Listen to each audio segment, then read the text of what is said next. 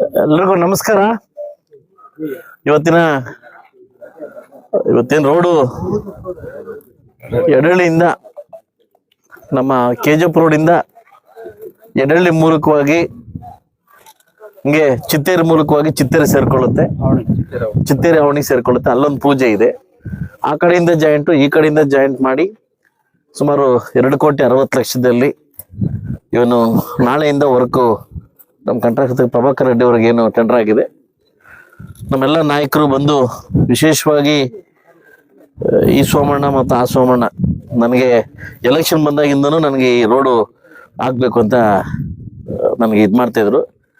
ನಮ್ಮ ಸೋಮಣ್ಣ ಆದ್ರೂ ಕೂಡ ಒಂದು ದಿವಸ ನೈಟ್ ಕರ್ಕೊಂಬಂದು ತೋರಿಸ್ಬಿಟ್ಟು ಹೋದ್ರು, ನೀವು ಮಳೆ ಬೀಳ್ಬೇಕಾದ್ರೆ ಹೆಂಗ್ ಜಾಸ್ತಿ ಯಾವ ಪರಿಸ್ಥಿತಿ ಅಂತ ನೋಡಕ್ಕೆ.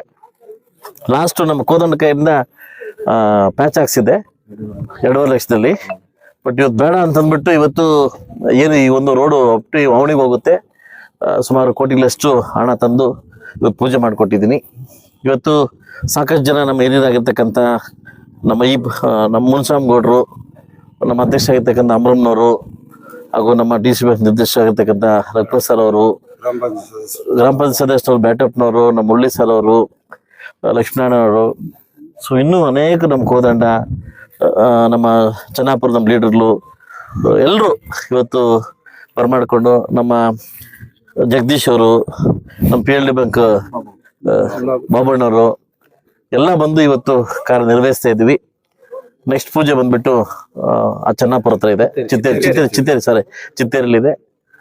ಅಲ್ಪಾವಧಿಯಲ್ಲಿ 2 ವರ್ಷದಲ್ಲಿ ಏನಾಗುತ್ತೋ ಎಲ್ರಿಗೂ ಎಲ್ಲ ಭಾಗಕ್ಕೂ ಕೂಡ ಸುಮಾರು ವರ್ಕ್ಗಳು ಬೈರ್ಕೂರು ಭಾಗಕ್ಕೆ ಸೇರಿದೆ. ಈಗ ದುಕ್ಸಂದ್ರ ಹೋಬಳಿಗೆ ನೆಕ್ಸ್ಟ್ ಹೋಗ್ತಾ ಇದೀವಿ, ಅಲ್ಲಿ ಸೇರಿದೆ.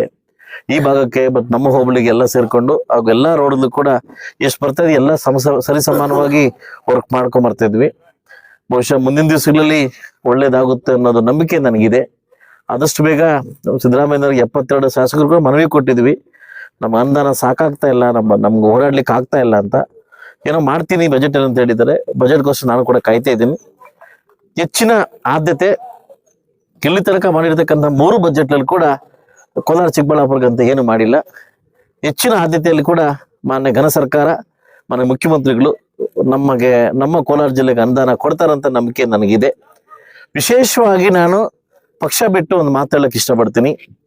ಕೋಲಾರ ಶಾಸಕರು ಹಾಗೂ ಬಂಗಾರಪೇಟೆ ಶಾಸಕರು ಹಾಗೂ KGF ಶಾಸಕರು ಹಾಗೂ ಮಾಲೂರು ಶಾಸಕರು, ನೀವು ದಯವಿಟ್ಟು ಮುಖ್ಯಮಂತ್ರಿ ತುರ್ತಾಗಿ ಮೀಟ್ ಮಾಡಿ ನಮ್ಮ ಜಿಲ್ಲೆಗೆ ಯಥೇಚ್ಛವಾಗಿ ಅನುದಾನ ಕೊಡ್ಬೇಕಂತ ಕೇಳ್ಕೊಳ್ಳಿ ಅಂತ ನಾನು ಕೇಳ್ತೀನಿ.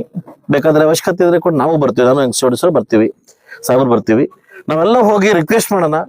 ನಮ್ಮ ಕೋಲಾರ ಜಿಲ್ಲೆಗೆ ಹೆಚ್ಚಿನ ಆದ್ಯತೆ ಕೊಡಿ, ಅನುದಾನವನ್ನು ಕೊಡಿ ಅಂತ ಕೇಳಲ್ಲ. 4 ಜನ ಶಾಸಕರಿದ್ರು ಕೂಡ ಒಂದು ದುರ್ದೈವ ಅಂತಂದ್ರೆ ನಮ್ಮ ಜಿಲ್ಲೆಗೆ ಉಸ್ತುವಾರಿ ಸಚಿವರು ನಮ್ಮ ಶಾಸಕರಿಲ್ಲ. ಆದಷ್ಟು ಬೇಗ ನಮ್ಮ ಕೋಲಾರ ಜಿಲ್ಲೆಯ ಶಾಸಕರನ್ನ ಉಸ್ತುವಾರಿ ಸಚಿವರಾಗಿ ಮಾಡಿದ್ರೆ ನಮ್ಮ ನೋವುಗಳನ್ನ ಅರ್ಥ ಆಗ್ತಕ್ಕಂಥ ಬಹುಶಃ ಅರ್ಥ ಆಗುತ್ತೆ ಅನ್ಕೊಂತೀನಿ. ಯಾಕಂದ್ರೆ ಇದು ನಮ್ಮ ನೋವು, ಯಾವ ಊರಲ್ಲಿ ಯಾವ ತಾಲೂಕಲ್ಲಿ ಏನ್ ಸಮಸ್ಯೆ ಇದೆ ಅನ್ನೋದನ್ನ ಇಲ್ಲಿರ್ತಕ್ಕಂಥ ಶಾಸಕರು ಮಾತ್ರ ಗೊತ್ತಿರ್ತದೆ.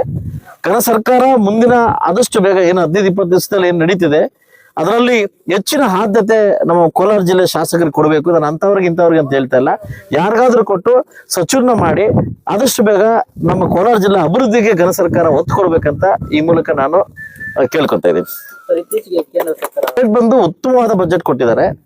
ಮೇನ್ ಮೆಡಿಸಿನ್ಸ್ ಕಮ್ಮಿ ಮಾಡಿದ್ದಾರೆ, ನಂಗೆ ತುಂಬಾ ಇಷ್ಟ ಆಗಿದೆ ಅಂತ. ಮೆಡಿಸಿನ್ ಕಮ್ಮಿ ಮಾಡಿದ್ದಾರೆ, ಎಕ್ಸ್ಪೋರ್ಟ್ ಅಂಡ್ ಇಂಪೋರ್ಟ್ ಟ್ಯಾಕ್ಸ್ ಕಡಿಮೆ ಮಾಡಿದ್ದಾರೆ, ಸುಂಕು ಕಡಿಮೆ ಮಾಡಿದ್ದಾರೆ. ನಾನು ಗೋಲ್ಡ್ ವ್ಯಾಪಾರ ಅದರಿಂದ ನನಗೂ ಟ್ಯಾಕ್ಸ್ ಕಡಿಮೆ ಮಾಡಿದ್ದಾರೆ.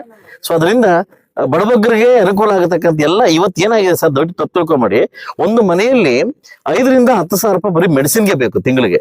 ಸೊ ಮೆಡಿಸಿನ್ ಬಗ್ಗೆ ಹೆಚ್ಚು ಆದ್ಯತೆ ಮಾಡಿ ಬಡಬಗ್ಗರ ಬಗ್ಗೆ ಹೆಚ್ಚು ಮಾಡ್ತಕ್ಕಂಥ ಸರ್ಕಾರಕ್ಕೆ ಒಳ್ಳೆ ಬಜೆಟ್ ಕೊಟ್ಟಿದ್ದಾರೆ. ಅದಕ್ಕೆ ನಾನು ಅಭಿನಂದನೆ ಸಲ್ಲಿಸ್ತೀನಿ. ಅದಕ್ಕೆ ಪೂರಕವಾಗಿ ನಾನು ಕೂಡ ನೆಕ್ಸ್ಟ್ ಮಂತ್ ಸಿದ್ದರಾಮಯ್ಯ ಮಾಡ್ತಾರೆ, ಅವರು ಕೂಡ ನಂದು ಸ್ವಾರ್ಥ ಏನು ಅಂತಂದ್ರೆ ನನ್ನ ಜಿಲ್ಲೆಗೆ ಹೆಚ್ಚಿನ ಆದ್ಯತೆ ಕೊಡಿ ಅಂತ ಕೇಳ್ಕೊತೀನಿ ಅಷ್ಟೇ. Thank you.